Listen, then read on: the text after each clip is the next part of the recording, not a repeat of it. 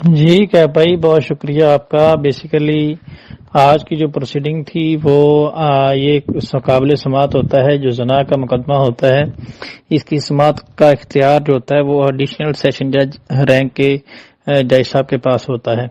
تو اس لیے جو معزز عدالت تھی، مجسٹریٹ صاحب نے ریفرنس بنا کے ان کے پاس بھیج دیا ہے کہ چلان کا اور دیگر چیزوں کا وہی فیصلہ کریں گے، اور اس لیے آج کی کاروائی جو ہے وہ ملتوی کی گئی ہے، اور اس میں ایک دو ریزنز اور بھی ہیں۔ باقی اگر چلان کے حوالے سے بات کی جائے تو وہ پولیس کی طرف سے تمام تر حقائق اس میں لکھے گئے ہیں۔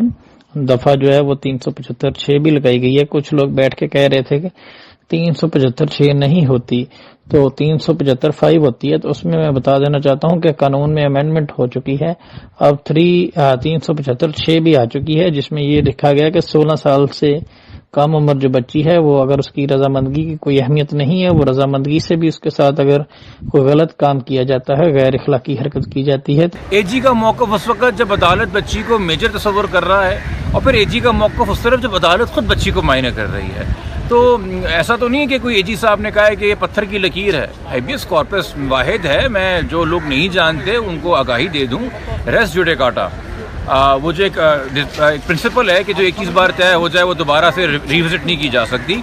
یہ ہیبیس کارپس 491 وہ سیکشن ہے جس کے اندر یہ لگتا ہی نہیں، اپلائی نہیں ہوتا۔ ٹینٹیٹیو فائنڈنگز ہوتی ہیں ہمیشہ ہیبیس کارپس میں، وہ پرسوئنٹ ٹو چینج آف فیکٹس ہوتی ہیں، ڈفرینٹ سیٹ آف فیکٹس۔ ایک نئی میڈیکل بورڈ کی رپورٹ کے تمام چیزیں ہائی کورٹ کے سامنے تھیں، جس کے تحت وہ آرڈر ہوا، بچی کو کراچی لایا گیا۔ یقینی طور پہ آپ اگر کہہ رہے ہیں کہ آئی او اور پی جی کنٹیمپٹ کر رہے ہیں، تو جو بیل خارج ہوئی وہ بھی کنٹیمپٹ تھا کیا ہائی کورٹ کے آرڈر کے بعد؟ یا جو اس کے اندر بچی کو ریکور کرایا گیا، آئی او کو نوٹسز ہوئے، یا اب جو چلان جمع ہوا ہے اور اس چلان کو پڑھ کے جے ایم صاحب نے کہا ہے کہ اسپیشل کورٹ کا ٹرائل بنتا ہے، تو انہوں نے اس کو اسپیشل کورٹ فارورڈ کر دیا وایا ڈی جے، کیا پھر وہ بھی کنٹیمپٹ ہے؟ یقینی طور پہ جہاں جہاں عدالتیں لیٹسٹ آرڈر سے واقف ہیں عدالتوں کے، اور وہ پراپرلی اپنا کارروائی کریں۔ اور ایون پلیز نوٹ، یہ جو اوریجنل آرڈر ہے اس کی بھی بار بار مس ریپرزنٹیشن کی جا رہی ہے۔ اس کی بار بار مس ریپرزنٹیشن یوں کی جا رہی ہے کہ جو آنریبل جسٹس جنید غفار صاحب کا اور آنریبل جسٹس امجد علی سہیتو کا آرڈر تھا، وہ بہت واضح تھا۔ انہوں نے اس وقت ایج کی بنیاد پہ بچی کو سیٹڈ لبرٹی ضرور کیا تھا، جو پھر بعد میں ایج کا چینج رہی، بٹ انہوں نے واضح کیا تھا کہ ہم ویلیڈیٹی آف میرج میں تبصرہ نہیں کر رہے، اور ہم یہ جو question of fact of dispute ہے ایج پہ، اس پہ تبصرہ نہیں کر رہے۔ ریمیڈی پٹیشنر کے پاس ایف آئی آر کے ذریعے ٹرائل کورٹ کے سامنے ہے، وہ وہاں پہ اسے پرسو کرے۔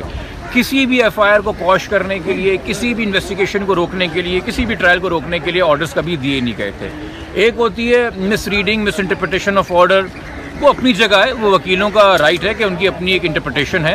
ہمیں افسوس اس بات کا ہے کہ ہائیڈنگ آف آرڈرز نہیں ہونی چاہیے، کم سے کم تمام ریکارڈ عدالت کے سامنے رکھیں۔ ایک مرتبہ پھر آپ چالان کے پوائنٹس بتا دیں جس کی وجہ سے آپ ہائی کورٹ آئے تھے۔ دیکھیے، میں جب آیا تھا ہائی کورٹ، اس وقت میری شکایتیں تھیں کہ چلان کے اندر کانٹرڈکٹری موقف ہے۔ کانٹرڈکٹری موقف یوں ہے کہ پولیس کا اصرار ہے ڈے 1 سے، جس دن سے ایف آئی آر کٹی ہے، اور پولیس نے ہی تھرو آؤٹ اس کے اندر سیکشن مینٹین کیا ہے ٹریفکنگ کا۔ اب ٹریفکنگ کیا ہوتی ہے؟ ٹریفکنگ ہوتی ہے جبری مشقت یا بدفعلی کی نیت سے کسی کو ٹرانسپورٹ کرنا اور ہاربر کرنا۔ تو پھر آپ یہ کیسے کہہ سکتے ہیں کہ کڈنیپنگ بے مقصد تھی؟ کڈنیپنگ صرف سادی کڈنیپنگ تھی۔ اگر ٹریفکنگ آپ کی بدفعلی کی نیت سے ہے، اگر ٹریفکنگ آپ کی جبری مشقت کی نیت سے ہے، تو پھر کڈنیپنگ بھی اسی زمرے میں آ کے جڑے گی کہ نہیں جڑے گی؟ دوسری بات میرا اس میں تھا کہ دیکھیں، آئی او صاحب نے خود درخواست دی ایم ایل او کرانے کی، ہم نے تو نہیں دی تھی۔ آئی او صاحب نے خود 375 لگایا پروگریس رپورٹ میں، ہم نے تو نہیں لگایا تھا۔ آئی او صاحب نے پھر یہ انٹرپریٹیشن کی کہ چونکہ مجھے ایم ایل او کرانے کی اجازت نہیں ملی تو میں 375 نکال دوں، جبکہ دونوں آرڈر، وہ جے ایم صاحب کا ہو یا وہ سیشنز کا ہو، اس میں لکھا ہوا ہے کہ ہم 375 کے میرٹ کو ڈسکس نہیں کر رہے۔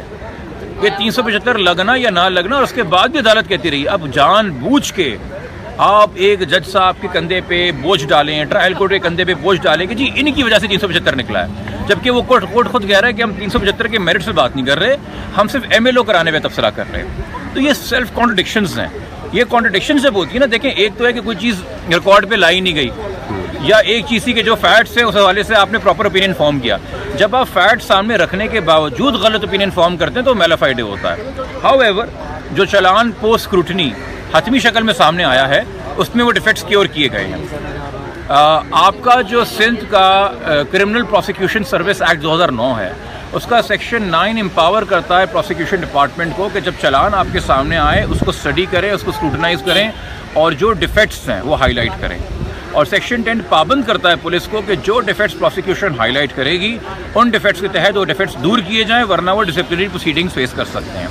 اچھا، یہ ایکٹ 2009 پہ آنے سے پہلے یہی ایکٹ کی پروویژنز ایک آرڈیننس کی فارم میں ایگزسٹ کرتی تھی سندھ میں. پہلے 2006 کا سندھ ہائی کورٹ کا آرڈر ہے کہ پروسیکیوشن کو جو رائٹس دیے گئے ہیں اور پروسیکیوشن جو ڈیفیکٹس نکالتا ہے اور اس کے ساتھ جو کمپلائنس ہوتی ہے وہ بالکل پراپر ہے، because prosecution department is the expert department. اور یہ ریاست بنام ملزم ہے. کیس پروسیکیوشن نے چلانا ہے، آئی یو نے نہیں چلانا. آئی یو کا کام ختم ہو جاتا ہے جس نے اسے چلان جا کے پروسیکیوشن کو دے دیا. باقی تو ٹرائل کی پوری ذمہ داری پروسیکیوشن کی ہے، انہوں نے اپنی ذمہ داری پوری کرنی ہے، اسکروٹنی انہوں نے کرنی ہے، ورنہ ان سے بھی سوال ہو سکتا ہے کہ چلیں پروسیکیوشن آئی یو کی تو میل فائڈے تھی، آپ نے اپنے اینڈ پہ کیا کیا. تو دونوں ڈپارٹمنٹس کی اپنی انڈیپینڈنٹ ذمہ داری ہے، انہوں نے اپنی اپنی ذمہ داریاں انڈیپینڈنٹلی پوری کی ہیں. اچھا، دوسری بات، ابھی بھی ہمارے بہت سے خدشات کچھ سیکشنز کے حوالے سے کہ یہ نکاح فورجڈ ہے، اس میں فورجری اور فراڈ اور چیٹنگ کے دفعات ہونے چاہیے، وہ تمام چیزیں آئیں گی. بٹ جب میں نے چلان پیش کیا عدالت میں نے خود کنسیڈ کیا، میں نے کہا سر اب یہ ٹرائل کورٹ کا معاملہ ہے، وہاں ہماری ریمیڈی لائی کرتی ہے. ایون ٹو دا ایکسٹینٹ کہ میں نے کہا کہ سر میری ایک پریئر ہے کہ دوران انویسٹیگیشن ٹرائل جو ہے وہ ملزم کو نہ ملنے دیا جائے وکٹم سے. اس میں بھی جج صاحب نے کہا کہ آپ ٹرائل کورٹ کے سامنے ریمیڈی اویل کریں. میں نے کہا sir I am guided by your wisdom, بالکل صحیح بات ہے. تو یہ ہے کہ وہ دو پٹیشنز کوشمنٹ کی خارج ہو گئی ہیں.